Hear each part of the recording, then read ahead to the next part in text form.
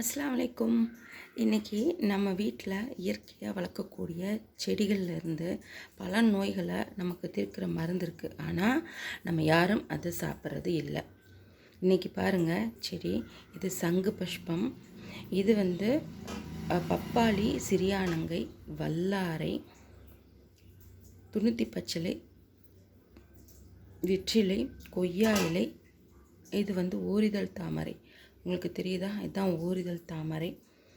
இது சுடுகாட்டுப்பூ, ஆவாரம்பூ, துளசி, துண்ணூற்றி பச்சிலை.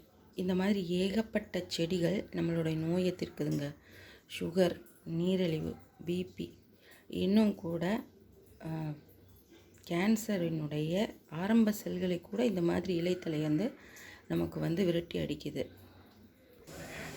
இது கூட தும்பை செடி, கீழா நெல்லி, இந்த மாதிரி எல்லாமே சாப்பிட்டு நம்ம இயற்கையாகவே நோயை விரட்டி கொள்ளலாம். காலையில் எழுந்திரிச்சு எல்லாருமே இதை சாப்பிடுங்க.